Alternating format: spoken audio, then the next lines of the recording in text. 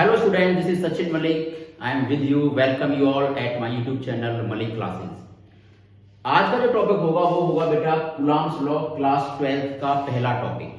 Class 12 की physics का first topic है कूलॉम्स लॉ और आज मैं आपको कूलॉम्स लॉ पढ़ाऊंगा, सारे पॉइंट्स बताऊंगा उसके बारे में, कैसे क्वेश्चन आते हैं, ये सारी बात करेंगे। So let's start today's video with the topic Coulomb's law. Class 12 का टॉपिक है फिजिक्स का। तो बच्चे क्लास 12 में आ चुके हैं, थोड़े डरे भी हुए हैं, सहमे से हैं कि क्या होगा फिजिक्स में, क्लास 12 की फिजिक्स हार्ड होती है, ये होता है वो होता है, कुछ नहीं होता। चलो तो स्टार्ट करते हैं। कूलॉम्स लॉ क्लास 12 का फर्स्ट टॉपिक है। ये होता क्या है ये देख लेते हैं बेटा। चलिए, दो चार्ज होते हैं हमारे पास, चार्ज एक पॉजिटिव चार्ज और एक नेगेटिव चार्ज। ये पता है पॉजिटिव चार्ज को रिपेल करता है, पॉजिटिव चार्ज नेगेटिव चार्ज को अट्रैक्ट करता है। ये पता होगा आपको, दो टाइप के चार्ज होते हैं, पॉजिटिव नेगेटिव। पॉजिटिव रिपेल करेंगे, पॉजिटिव नेगेटिव अट्रैक्ट करेंगे। तो ये कूलॉम्स लॉ फोर्स बताता है हमें।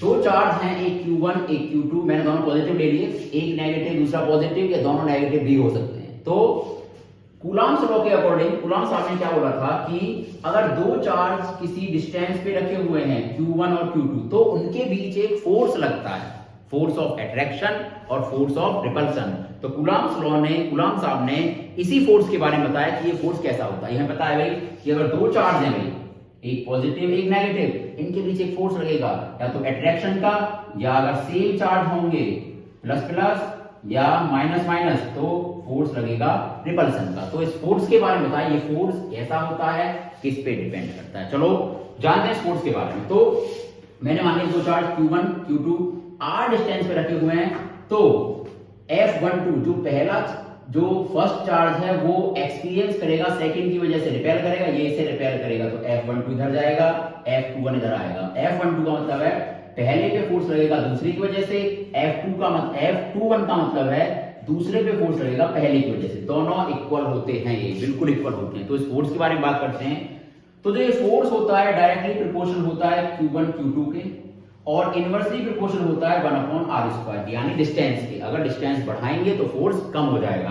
दोनों को कंबाइन करेंगे इक्वेशंस को, तो force directly proportional Q1 Q2/r² आता है बेटा। और ये कांस्टेंट जब हम हटाते हैं, जब ये साइन हटाते हैं प्रोपोर्शनलिटी का, तो एक कांस्टेंट ऐड हो जाता है, कांस्टेंट होता है K Q1 Q2/r²। ये तो बना हमारा फोर्स का फॉर्मूला, इलेक्ट्रोस्टैटिक फोर्स का फॉर्मूला। इलेक्ट्रोस्टैटिक फोर्स बोलेंगे इसे, K Q1 Q2/r²। K जो है यहाँ पे, K is equal to electrostatic force constant होता है, इलेक्ट्रोस्टैटिक फोर्स कांस्टेंट। और जो K की वैल्यू होती है वो यहाँ पे 1/4πε0 होती है, 1/4πε0। तो हम ये कह सकते हैं कि जो फोर्स होता है दो चार्ज के बीच, चाहे वो रिपल्सन का हो चाहे वो अट्रैक्शन का हो, तो वो होता है 1/4πε0 Q1 Q2/r²। ये आया फॉर्मूला निकल के हमारा, ठीक है। अब इसमें कई सारे टर्म है, पहले बात कर लेते हैं जो फोर्स है हमारा इलेक्ट्रोस्टैटिक फोर्स। इलेक्ट्रोस्टैटिक फोर्स, इसके कुछ पैरामीटर्स की बात कर लेते हैं, इसकी कुछ लिमिटेशंस की बात कर लेते हैं, इस फोर्स के बारे में जान लेते हैं पहले। तो पहला लिमिटेशन इसका ये बेटा, लिमिट कि ये पॉइंट चार्ज के लिए होता है। पॉइंट चार्ज बहुत छोटे चार्ज के लिए होता है, बहुत बड़े चार्जेस के लिए ये नहीं होता। दूसरी लिमिटेशन इसकी ये कि ये स्टैटिक चार्ज के लिए होता है। अगर चार्ज मान लिया दो चार्ज हमारे पास, ये रख कर देते हैं, आपने कट गया होगा। अगर मेरे पास दो चार्ज है, ठीक है, तो ये स्टैटिक चार्ज के लिए होता है। लिमिटेशन ये एग्जाम में क्वेश्चन आ जाता है यहाँ से कि लिमिटेशन क्या है इस फोर्स की, या चार ऑप्शन आपको दे देगा कि सही कौन सा है। तो पहला तो होगा पॉइंट चार्ज के लिए, दूसरा स्टैटिक चार्ज के लिए। मान लिया दो चार्ज है मेरे पास, एक ये, ठीक है, ये दोनों चार्ज मूविंग है, ये भी मूविंग ये भी मूविंग, तो ये फोर्स एप्लीकेबल नहीं होगा। अब अगर मैं इसे स्टैटिक कर दूं और इसे मूविंग ही रहने दूं तो एप्लीकेबल है, यानी कोई एक चार्ज स्टैटिक होना चाहिए। या अगर मैं इसे स्टैटिक कर दूं और ये ऑलरेडी स्टैटिक है तो भी ये फोर्स एप्लीकेबल है, यानी ये फोर्स मूविंग चार्जेस के लिए एप्लीकेबल नहीं होता, कोई एक चार्ज स्टैटिक होना चाहिए।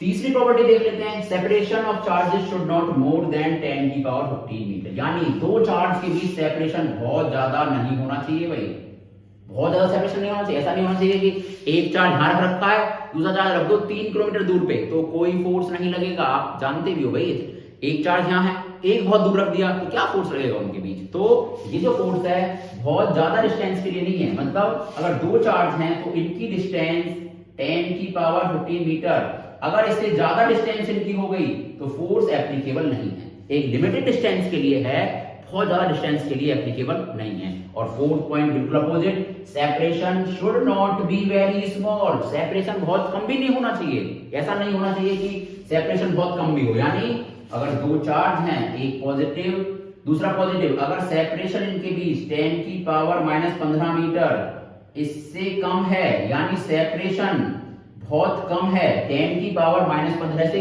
और ज्यादा पास है, तो भी ये फोर्स एप्लीकेबल नहीं है। इसका एक बड़ा शानदार एग्जांपल मैं आपको देता हूं।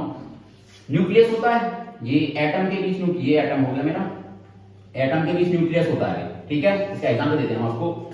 न्यूक्लियस में न्यूट्रॉन और प्रोटॉन होते हैं, न्यूट्रॉन तो न्यूट्रल होता है, प्रोटॉन होते हैं पॉजिटिव चार्ज। तो मैं ये कह सकता हूं कि न्यूक्लियस के अंदर पॉजिटिव चार्ज होते हैं, और बहुत ही एटम सबसे छोटा होता है, the very small, the smallest is called atom. तो न्यूक्लियस उससे भी छोटा होगा, तो इनके बीच की डिस्टेंस क्या रही होगी भाई, पॉजिटिव पॉजिटिव जो चार्ज हैं, जब न्यूक्लियस बहुत छोटा होता है, बहुत छोटा होता है, बहुत बिल्कुल छोटा होता है, तो इनके बीच जो चार्ज है डिस्टेंस बहुत कम रही होगी, तो यहां ये फोर्स वैलिड नहीं है, क्योंकि इनके बीच डिस्टेंस यहाँ पे 10 की पावर -15 मीटर से कम है।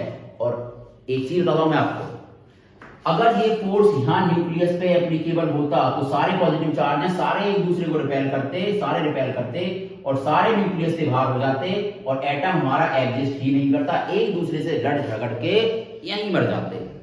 आप खुद सोचिए भाई, न्यूक्लियस के अंदर सारे पॉजिटिव चार्ज हैं, और अगर ये फोर्स एप्लीकेबल है वहां पे, तो पॉजिटिव को रिपेल करता है, अभी बताया हमने, तो ये रिपेल करेगा, ये इसे वो इसे, तो न्यूक्लियस कहां रह पाएगा, न्यूक्लियस से सारा पॉजिटिव चार्ज भाग जाएगा, एटम फट जाएगा, एटम एग्जिस्ट ही नहीं करेगा। तो बेटा ये फोर्स बहुत छोटी डिस्टेंस के लिए भी एप्लीकेबल नहीं है।